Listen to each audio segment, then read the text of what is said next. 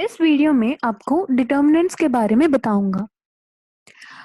हर एक square matrix को determinant exist होगा।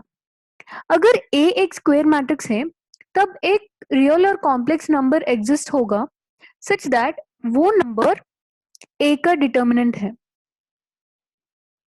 और डिटर्मिनेंट ऑफ ए को हम ऐसे रिप्रेजेंट डिनोट कर सकती हूँ। इन तीनों प्रकार में किसी भी प्रकार से हम डिटर्मिनेंट ऑफ ए को रिप्रेजेंट कर सकती हूँ, लेकिन इसको हम सिर्फ डिटर्मिनेंट ऑफ ए ऐसे बोलना है। मॉड्यूलस ऑफ ए और एब्सोल्यूट ऑफ ए ये सब गलत है। अगर ए ऐसी मैट्रिक्स है तब उसका डिटर्मिनेंट का रिप्रेजेंटेशन ऐसे है। इन दोनों का डिफरेंस क्या है? मैट्रिक्स को हम स्क्वायर ब्रैकेट्स में रिप्रेजेंट करना है और डिटर्मिनेंट को सिर्फ पैरेलल लाइंस के बीच में एलिमेंट्स लिखना है। इसलिए ए मैट्रिक्स है और ए डिटर्मिनेंट है। जैसे हम मैट्रिक्स पर फर्स्ट रो फर्स्ट कॉलम का एलिमेंट है, फर्स्ट रो सेकंड कॉलम का एलिमेंट है, A I J is the general representation for an element of a matrix, ऐसे है ना। ये सब डिटर्मिनेंट्स के लिए भी एप्लीकेबल होगा। मतलब इस डिटर्मिनेंट में फर्स्ट रो फर्स्ट कॉलम का एलिमेंट ए है और फर्स्ट रो सेकंड कॉलम का एलिमेंट बी है। इसी प्रकार में ए आई जे भी ith रो jth कॉलम का एलिमेंट ऑफ अ डिटर्मिनेंट है। अब डिटर्मिनेंट सिर्फ स्क्वायर मैट्रिसेस के लिए होगा। रेक्टेंगुलर मैट्रिसेस का डिटर्मिनेंट एग्जिस्ट न होगा। इस डिटर्मिनेंट का वैल्यू हम कैसे लेना है, कैसे कैलकुलेट करना है? पहले हम फर्स्ट ऑर्डर मैट्रिसेस कंसीडर करूंगा। अगर ए एक 1/1 मैट्रिक्स है तब उसमें सिर्फ एक एलिमेंट होगा और वही एलिमेंट डिटर्मिनेंट का वैल्यू है। मतलब अगर a is equal to A small A एक मैट्रिक्स है तब उसका डिटर्मिनेंट का वैल्यू क्या होगा? a होगा, स्मॉल a। एक एग्जांपल माने, अगर m एक 1/1 मैट्रिक्स 5 है तब उस मैट्रिक्स में क्या है? सिर्फ 5, एक ही एलिमेंट है और ये एलिमेंट डिटर्मिनेंट ऑफ m है। मतलब determinant of m is equal to 5। अब हम सेकेंड ऑर्डर मैट्रिसेस कंसिडर करूंगा। सेकेंड ऑर्डर मैट्रिक्स में 4 नंबर है, 4 एलिमेंट है और उसका डिटर्मिनेंट लेने के लिए पहले इन एलिमेंट्स को क्रॉस मल्टीप्लाई करना है और बाद में इनका डिफरेंस लेना है। क्रॉस मल्टीप्लाई हम कैसे करना है? ए मैट्रिक्स है और ये डिटर्मिनेंट है, इसमें भी 4 एलिमेंट्स हैं। यहाँ पे फर्स्ट रो फर्स्ट कॉलम का एलिमेंट से सेकेंड रो सेकेंड कॉलम के एलिमेंट को मल्टीप्लाई करो और फर्स्ट रो सेकेंड कॉलम के एलिमेंट से सेकेंड रो फर्स्ट कॉलम के एलिमेंट को मल्टीप्लाई करो। मतलब यहाँ पे देखो एक क्रॉस है ना, इस लाइंस पर कोई एलिमेंट से उनको मल्टीप्लाई करो और बाद में पहले हम ये प्रोडक्ट ले लिया और बाद में ये, पहले लेने प्रोडक्ट से बाद में लेने प्रोडक्ट को सबट्रैक्ट करो। मतलब a11 into a22 minus a12 into a21 ये करना है, ठीक है। और अब एक एग्जांपल मान ले, अगर a is equal to 2 minus 3 6 7 एक मैट्रिक्स है तब इनका डिटर्मिनेंट का रिप्रेजेंटेशन कैसे है? इन स्क्वायर ब्रैकेट्स के जगह में सिर्फ पैरेलल लाइंस लिखना है। मतलब पैरेलल लाइंस के बीच में एलिमेंट्स लिखो और ये डिटर्मिनेंट का रिप्रेजेंटेशन है। अब क्रॉस मल्टीप्लाई करो। क्रॉस मल्टीप्लाई कैसे करना है? 1 2 3 4 ये 4 एलिमेंट्स हैं, इनके बीच में एक क्रॉस लिखो और इन लाइन में कोई एलिमेंट है इनको मल्टीप्लाई करो। इस लाइन में 2 इंटू 7 और इस लाइन में -3 इंटू 6। अब पहले लेने प्रोडक्ट से पहले क्या लिया? 2 इंटू 7, इनसे बाद में ले लिया दूसरी प्रोडक्ट -3 × 6, इनको सब्ट्रैक्ट करो, मतलब 2 × 7 -3 × 6, ये डिटर्मिनेंट का वैल्यू है, इसीलिए डिटर्मिनेंट ऑफ ए का वैल्यू 32 है। अब हम थर्ड ऑर्डर मैट्रिसेस कंसिडर करूंगा।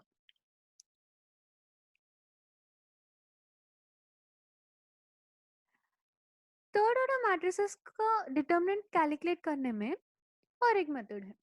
फर्स्ट ऑर्डर के लिए हम सिर्फ एक एलिमेंट है और वो डिटर्मिनेंट का वैल्यू बोल लिया, और सेकंड ऑर्डर मैट्रिसेस के लिए क्रॉस मल्टीप्लिकेशन और बाद में डिफरेंस लेना है, और थर्ड ऑर्डर मैट्रिसेस के लिए और कुछ भी। ये वाली कॉम्प्लेक्सिटी इंक्रीज होते जाते हैं, लेकिन हमको एक पॉइंट में ब्रेक लेना है, इसीलिए थर्ड ऑर्डर से कोई मैट्रिक्स का डिटर्मिनेंट लेने के लिए हम सेकेंड ऑर्डर डिटर्मिनेंट्स का हेल्प ले लूंगा। मतलब थर्ड ऑर्डर मैट्रिसेस या फोर्थ ऑर्डर मैट्रिसेस या फिफ्थ ऑर्डर मैट्रिसेस, इन सब का डिटर्मिनेंट्स हम सेकेंड ऑर्डर मैट्रिक्स का डिटर्मिनेंट से लेना है। लेकिन एक थर्ड ऑर्डर डिटर्मिनेंट को हम सेकेंड ऑर्डर डिटर्मिनेंट्स में कैसे लिखना है, वो हम एक रो का एक अलोंग अ रो एक्सपेंशन या अलोंग अ कॉलम एक्सपेंशन करना है डिटर्मिनेंट के लिए। एक 3x3 मैट्रिक्स में 3 रो है और 3 कॉलम है, मतलब फर्स्ट रो से आप एक्सपैंड करने का पॉसिबिलिटी है, या सेकेंड रो पे एक्सपैंड करने का पॉसिबिलिटी है, या फर्स्ट कॉलम या सेकेंड कॉलम या थर्ड कॉलम, ऐसे पूरा 6 पॉसिबिलिटीज हैं। इन सब को हम कैसे हैंडल करना है वो हम अब डिस्कस करूंगा। मान ले ए एक जनरल मैट्रिक्स है, तब इनका डिटर्मिनेंट ऐसे रिप्रेजेंट करना है। अब हम फर्स्ट रो पे कैसे एक्सपैंड करना है, फर्स्ट रो के हिसाब से कैसे एक्सपैंड करना है वो हम अब देखूंगा। फर्स्ट रो में पहली एलिमेंट A11 है ना, इसका करस्पॉन्डिंग दो टर्म्स को हम कंसिडर करना है। पहली टर्म -1 पावर 1 + 1, ये क्या है?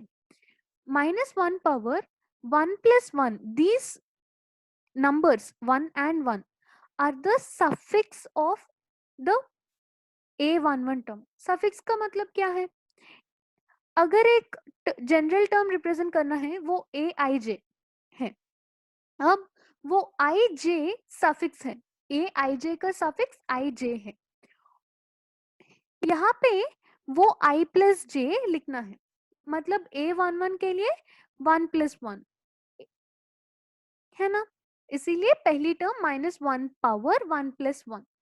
और दूसरी टर्म हम क्या करना है, सेकेंड ऑर्डर डिटर्मिनेंट्स को इंक्लूड करना है। अब A11 फर्स्ट रो और फर्स्ट कॉलम में है, इसीलिए फर्स्ट रो और फर्स्ट कॉलम को डिलीट करो, तब हमको क्या बचा है? A22, A23, A32, A33, इन चारों का डिटर्मिनेंट ले लो। वो कैसे होता है? Determinant of A22, A23, A32, A33, ए सिर्फ 2/2 डिटर्मिनेंट है, मतलब ऑर्डर 2 का डिटर्मिनेंट है, वो हम कैलकुलेट कर सकती हूँ, क्रॉस मल्टीप्लाई करो और बाद में डिफरेंस ले लो, है ना। ये स्टेप 1 है, मतलब स्टेप 1 का आखिर में हमको क्या मिलना है? A11 को इन दोनों टर्म्स से मल्टीप्लाई करो, मतलब -1 power 1 + 1 into A11 into determinant of A22, A23, A32, A33, है ना। अब स्टेप 2 क्या है? फर्स्ट रो में सेकेंड एलिमेंट क्या है? A12, इसीलिए A12 को A12 को 2 टर्म्स है, करस्पॉन्डिंग 2 टर्म्स, वो क्या है? -1 पावर 1 + 2, 1 + 2 में Aij का सफिक्स Ij है, मतलब A12 का सफिक्स 12, इसीलिए 1 + 2 करना है, -1 के पावर पर 1 + 2 करना है। और दूसरी टर्म क्या है, A12 फर्स्ट रो और सेकेंड कॉलम में है, इसीलिए फर्स्ट रो और सेकेंड कॉलम को डिलीट करो। तब क्या बाकी है, A21, A23, A31, A33, ये चारों टर्म बाकी है। अब इन चारों का डिटर्मिनेंट ले लो। वो कैसे होता है, determinant of A21, A23, A31, A33। इसीलिए सेकेंड स्टेप में हमको क्या मिला, -1 power 1 + 2 into A12 into A21 into A12 into determinant of A21, A23, A31, A33। मतलब A12 को उन दोनों टर्म से मल्टीप्लाई करना है। और स्टेप 3 क्या है, गेस करो। हम पहली स्टेप में A11 का करस्पॉन्डिंग 2 टर्म्स लिया और सेकेंड स्टेप में A12 का करस्पॉन्डिंग टर्म्स लिया। अब थर्ड स्टेप में क्या होगा, A13 का करस्पॉन्डिंग टर्म्स लेना है।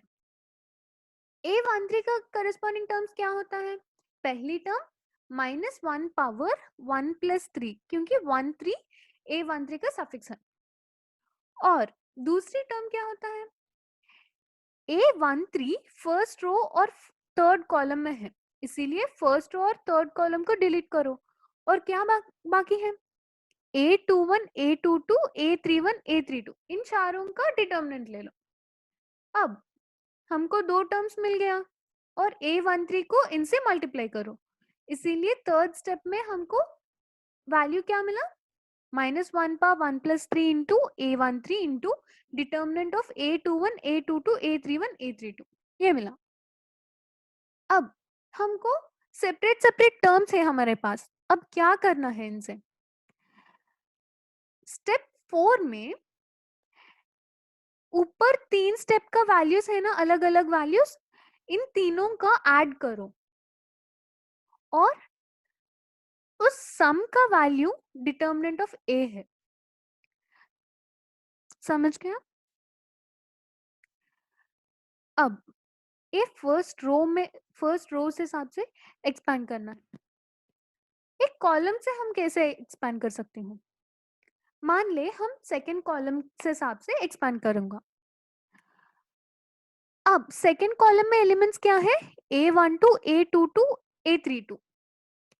अब स्टेप 1 में सेकेंड कॉलम का पहली एलिमेंट कंसिडर करो, वो क्या है, A12 है।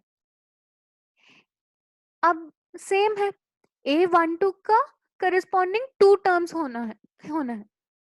वो दोनों टर्म्स क्या है, पहली टर्म -1 पावर 1 + 2, यहाँ पे 1 + 2 क्यों, क्योंकि A12 का सफिक्स 1 2 है, इसीलिए 1 + 2 करना है।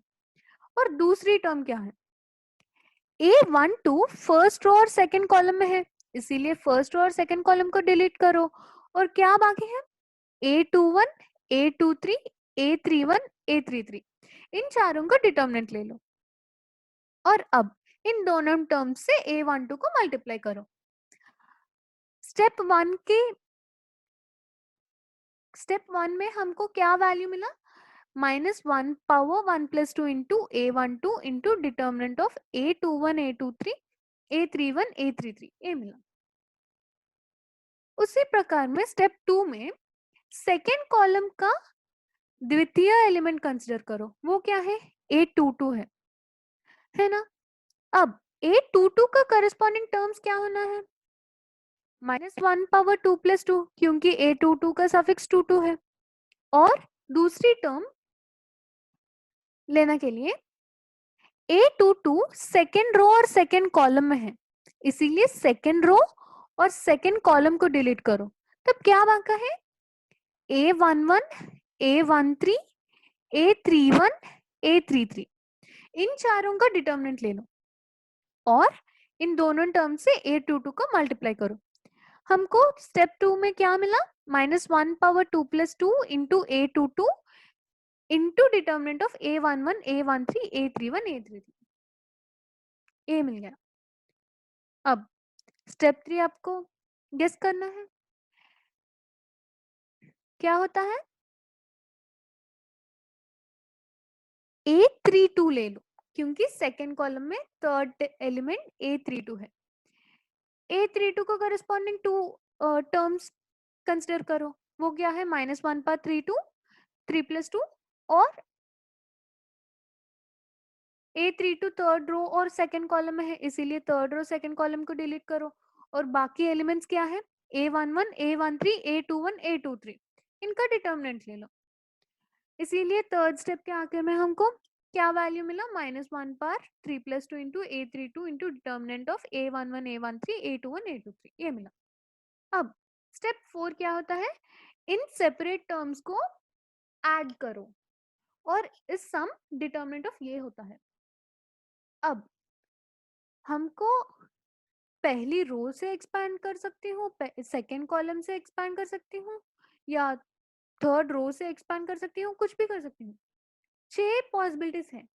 इन 6 पॉसिबिलिटीज से हमको सेम आंसर मिल सकती हूँ, इसीलिए कोई पॉसिबिलिटी आप कंसिडर कर सकती हूँ, आपको सेम आंसर मिलेगा। अब ए आईजेथ एलिमेंट को हम ए आईजेथ एलिमेंट का करस्पॉन्डिंग टू टर्म्स क्या है, गेस करो। पहली टर्म -1 पावर i + j है, क्योंकि ए आई जे का सफिक्स आई जे है, इसीलिए -1 पावर i + j। और दूसरी टर्म क्या होता है, ए आई जे ith रो और jth कॉलम का एलिमेंट है, इसीलिए ith रो और jth कॉलम को डिलीट करो और बाकी मैट्रिक्स कंसिडर करो, और बाकी डिटर्मिनेंट का मैट्रिक्स का डिटर्मिनेंट ले लो, वो -1 पर i + j से मल्टीप्लाई करो और इन सबको ए आई जे से मल्टीप्लाई करो, वो ए आई जे का करस्पॉन्डिंग टर्म है डिटर्मिनेंट कैलकुलेट करने में। अब डिटर्मिनेंट ये छह पॉसिबिलिटीज में कुछ भी पॉसिबिलिटी कंसिडर कर सकती हूँ कैलकुलेट करने में, लेकिन जिस रो और कॉलम में ज्यादा जीरोस है वो रो और कॉलम कैलकुलेशन में कंसिडर करो, मतलब वो रो और कॉलम से साथ से एक्सपैंड करो, तब कैलकुलेशन इजियर हो जाएगा। अब मान ले ए और बी के बीच में एक रिलेशन है, a = nb, तब डिटर्मिनेंट ऑफ ए और डिटर्मिनेंट ऑफ बी के बीच में कुछ रिलेशन होगा, एक बार सोचिए। जरूर होगा। मान ले आप डिटर्मिनेंट ऑफ ए कैलकुलेट करूंगा, डिटर्मिनेंट ऑफ ए कैलकुलेट करने में आपको एक एंड एक्सप्रेशन मिलेगा ना, एक लाइन में, determinant = A11 into A22 into A33 minus A32 into A23, ऐसा कुछ मिलेगा ना।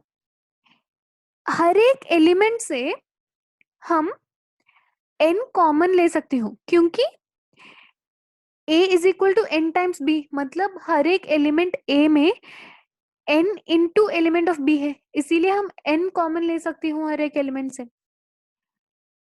अब ईच टर्म से हम n³ कॉमन ले सकती हूँ, क्योंकि ब्रैकेट्स के अंदर एक प्रोडक्ट है, उससे n² आ जाएगा, और बाहर और एक टर्म होती है, उससे और एक n आ जाएगा, इसीलिए n³ कॉमन ले सकते हैं, है ना।